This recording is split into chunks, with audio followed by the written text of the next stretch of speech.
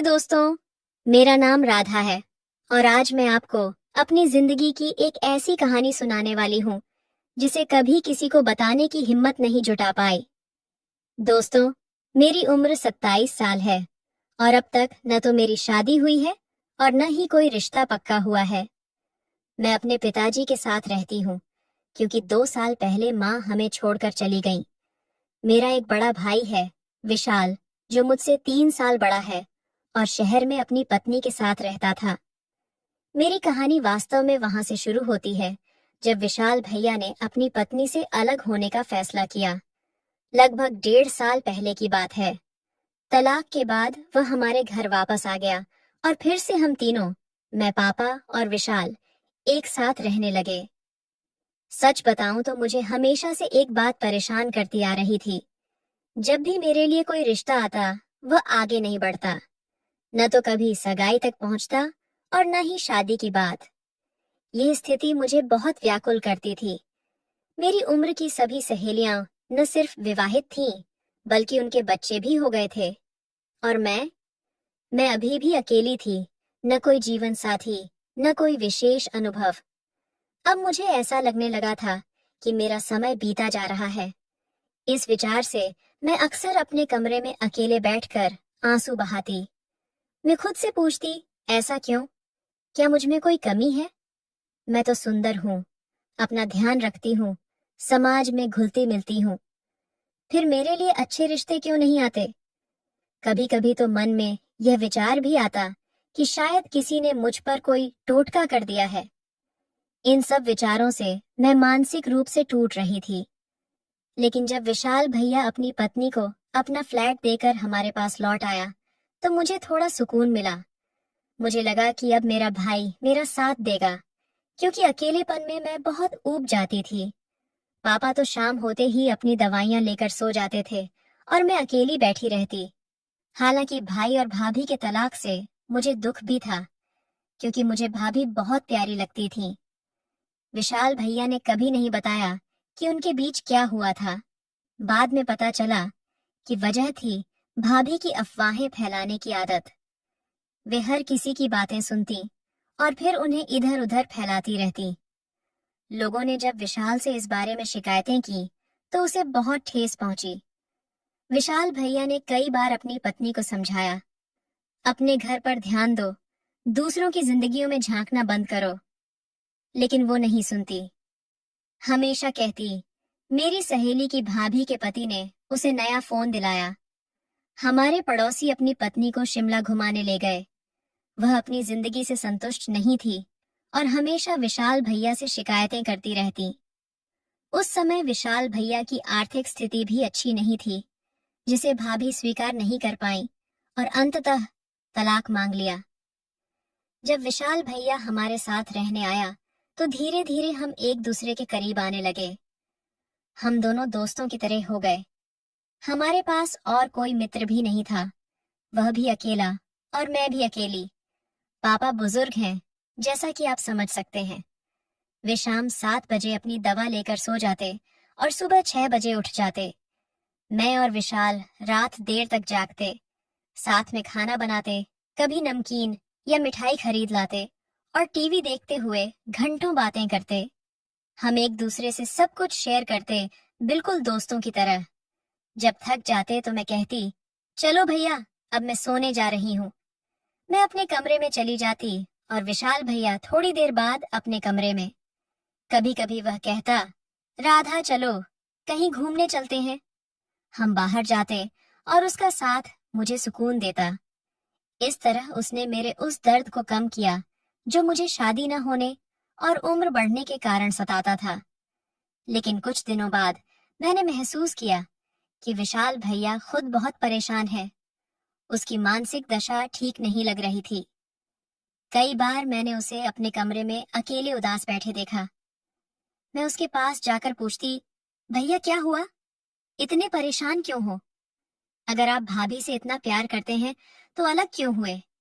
विशाल भैया सिर्फ इतना कहता, राधा, मैं उसकी वजह से दुखी नहीं हूँ, बस कुछ और सोच रहा हूँ, मेरी चिंता मत करो। धीरे धीरे विशाल की हालत और बिगड़ने लगी। अब वह ठीक से खाना भी नहीं खाता। यह देखकर मैं बहुत चिंतित हो गई। पहले वह मुझसे बाहर चलने को कहता था, मेरे साथ खूब बातें करता था, लेकिन अब वह हमेशा अपने कमरे में ही बंद रहने लगा था। मुझे समझ नहीं आ रहा था कि आखिर उसे हो क्या गया है। वह अब दिन भर काम पर जाता और घर लौटते समय बिना मेरी ओर देखे खाना खाता और अपने कमरे में बंद हो जाता। वो मुस्कुराहट, वो बातें, वो मेरे साथ बिताए गए पल सब गायब हो चुके थे। उसका यह बदलाव मुझे अंदर ही अंदर तोड़ रहा था। मेरा मन भी उदास रहने लगा था, लेकिन एक दिन मैंने ठान ली, नहीं, मुझे विशाल भैया को इस अंधेरे से बाहर निकालना ही होगा।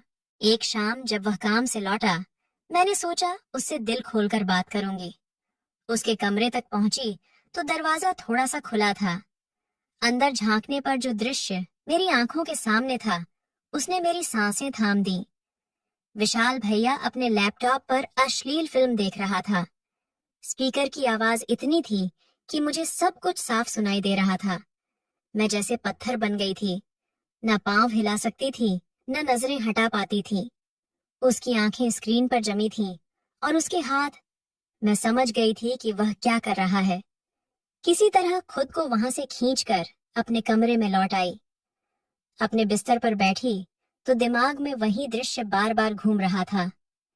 विशाल भैया का बिस्तर दरवाजे के सामने ही था, इसलिए मैंने सब कुछ स्पष्ट देख लिया था। उसकी हर हरकत, हर भाव। ये मेरे लिए बिल्कुल नया अनुभव था। मन में एक अजीब सी हलचल होने लगी थी। उस रात मैं सो नहीं पाई। अलग अलग विचारों ने मुझे घेर लिया था। अगली सुबह जब उठी तो विशाल भैया काम पर जा चुका था। अनजाने में ही मेरे कदम उसके कमरे की ओर बढ़े। वहां उसके बिस्तर पर कुछ निशान थे जो रात की घटना की गवाही दे रहे थे। मैं समझ गई कि वह क्या कर रहा था। मेरे भीतर एक अजीब सा संघर्ष चल रहा था। क्या ये परेशानी है, हैरानी, या कुछ और? मैं बेचैन हो उठी और जल्दी से उसके कमरे से निकल आई। पापा के लिए नाश्ता बनाते हुए भी मेरा ध्यान बार बार कल रात के दृश्य की ओर जा रहा था। मैं अब कोई छोटी बच्ची नहीं थी, सब समझती थी। सच कहूं तो मेरे भीतर भी वही भावनाएं जागृत हुईं जो शायद विशाल भैया महसूस कर रहा था। मैं भी तो 27 साल की थी। मन में ख्याल आया कि काश मैं भी शादीशुदा होती, मेरा भी कोई जीवन साथी होता। और फिर अचानक मेरे दिमाग में विशाल भैया की तस्वीर आ गई। मैं चौंक गई। ये मैं क्या सोच रही थी, अपने ही भाई के बारे में? लेकिन कल रात जो देखा था वह मेरे मन से जा ही नहीं रहा था। उसकी आंखें, हरकतें और उसका, मैं अपने विचारों से ही शर्मिंदा हो गई। शाम को जब विशाल भैया लौटा, मैंने हिम्मत जुटाकर कहा, भैया बात करनी है आपसे। वो बोले, अभी नहीं राधा, मैं थका हुआ हूँ, अपने कमरे में जा रहा हूँ, उसने बिना मेरी ओर देखे कहा। मैंने कहा, प्लीज भैया, सिर्फ थोड़ी देर। आप अब मुझसे पहले जैसे बात भी नहीं करते, मैंने विनती की।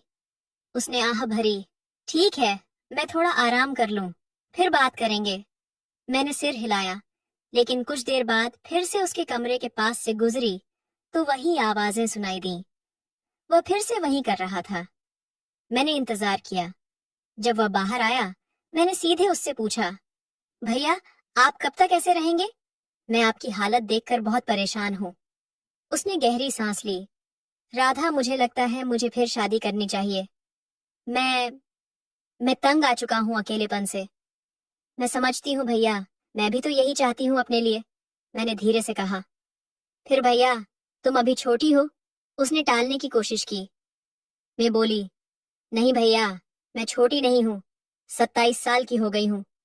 फिर मैंने हिम्मत जुटाई और बोली, भैया, कल रात मैंने आपको देखा था, वो फिल्में देखते हुए। भैया के ऊपर जैसे बिजली गिरी हो, उसका चेहरा लाल हो गया। क्या बकवास है ये? तुम मेरे कमरे में झांकती हो? कैसी बहन हो तुम? उसकी आवाज लगभग चिल्लाहट थी। उसके शब्दों ने मुझे छलनी कर दिया। मैं फूट फूट कर रोने लगी और भागकर अपने कमरे में चली गई।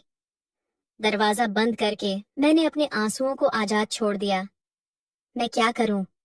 क्यों इतना अकेलापन? क्यों इतनी उलझने?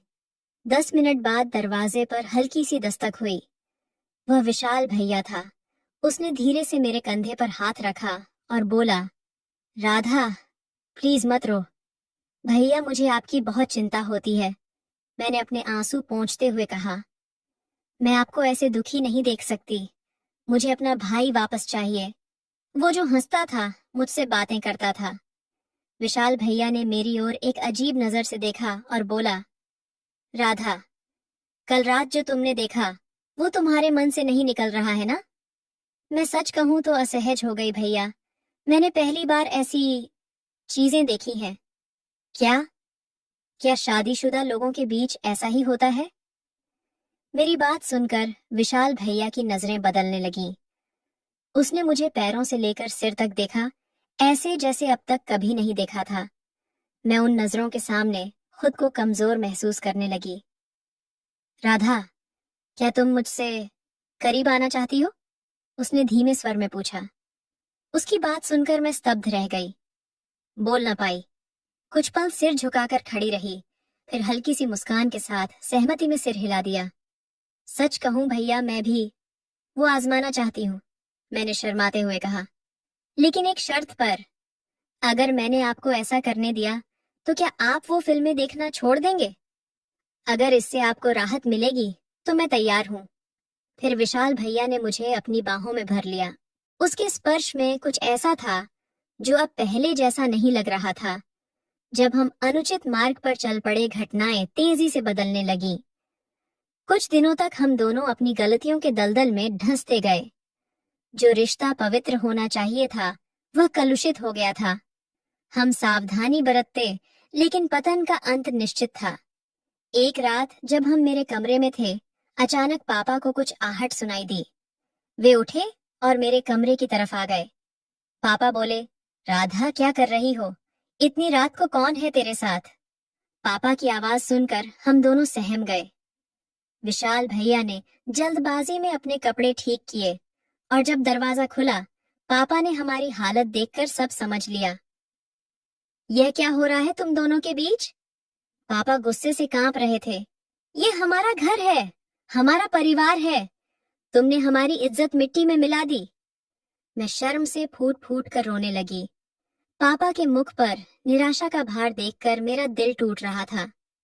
पापा बोले, राधा, मैंने तुम्हें इतने अच्छे संस्कार दिए, लेकिन ये सब क्या है? पापा की आवाज में दर्द था। और विशाल, तुझे अपनी बहन की इज्जत की भी परवाह नहीं? पापा के शब्दों ने हमें वास्तविकता का एहसास करा दिया। विशाल ने सिर झुकाकर कहा, पापा, मुझे माफ कर दीजिए। मैं बहुत परेशान था और गलत रास्ते पर चल पड़ा। मैंने भी बिलखते हुए कहा, पापा, मैंने भी बहुत बड़ी गलती कर दी। मुझे माफ कर दीजिए। पापा ने गहरी सांस ली। उनकी आंखों में अश्रु थे, लेकिन वे मजबूत बने रहे। अब ये सब बंद करो। मैं नहीं चाहता कि हमारे परिवार की बदनामी हो। इतना कहकर पापा चले गए, पीछे छोड़ गए अपने टूटे हुए सपनों का मलबा। अगली सुबह पापा ने विशाल को घर छोड़ने का आदेश दिया। विशाल, अब तुझे अपनी जिंदगी अलग बनानी होगी। और राधा, मैं तुम्हारी शादी जल्द से जल्द करवाऊंगा। विशाल ने अपनी गलती स्वीकारी और दूसरे शहर में नौकरी ढूंढने चला गया। मैंने भी अपने भीतर के बुरे विचारों से छुटकारा पाने का संकल्प लिया। कुछ महीनों बाद पापा ने मेरे लिए एक अच्छा रिश्ता ढूंढ लिया। राहुल एक छोटी सी कंपनी में काम करता था। नेक दिल और समझदार इंसान थे। हमारी शादी हो गई और मैंने उनके साथ नई शुरुआत की।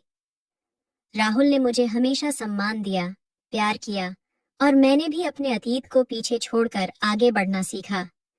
विशाल ने भी एक अच्छी पढ़ी लिखी लड़की से विवाह कर नया परिवार बसाया। आज मैं राहुल के साथ सुखी हूँ। मेरे एक प्यारे बच्चे हैं और मैं अपनी गलतियों से बहुत कुछ सीख चुकी हूँ। अब मैं समझती हूँ कि परिवार की मर्यादा और सही मार्ग पर चलने से बढ़कर जीवन में कुछ नहीं है। कभी कभी हम भटक जाते हैं, गलत निर्णय लेते हैं, लेकिन सुधरने का मार्ग हमेशा खुला रहता है। मेरी कहानी एक गलती की नहीं, बल्कि उस गलती को पहचानने और सुधारने की है मिलन भी जीवन है और विरह भी जीवन है। गलतियां भी जीवन है और उनसे सीखना भी। दोस्तों, यह थी आज की कहानी। आशा करती हूँ आपको इससे कुछ सीख मिली होगी। दोस्तों, जीवन में कभी कभी हम ऐसे मोड़ पर पहुंच जाते हैं जहां गलत फैसले आसान लगते हैं, लेकिन हमें हमेशा याद रखना चाहिए कि हमारे निर्णय सिर्फ हमें ही नहीं, हमारे परिवार को भी प्रभावित करते हैं। मैंने अपनी जिंदगी से यह सीखा है कि कभी कभी हम अपनी कमजोरियों और अकेलेपन में ऐसे फैसले कर लेते हैं जो हमारे और हमारे परिवार के लिए सही नहीं होते। लेकिन हमें हमेशा अपनी गलतियों से सीखना चाहिए और आगे बढ़ना चाहिए। तो दोस्तों, आपको यह कहानी कैसी लगी? कृपया अपने विचार साझा करें। अगर आपको यह कहानी पसंद आई तो इसे लाइक और शेयर करें। ऐसी ही और कहानियों के लिए हमारे चैनल को सब्सक्राइब करें और बेल आइकन दबाना न भूलें। धन्यवाद।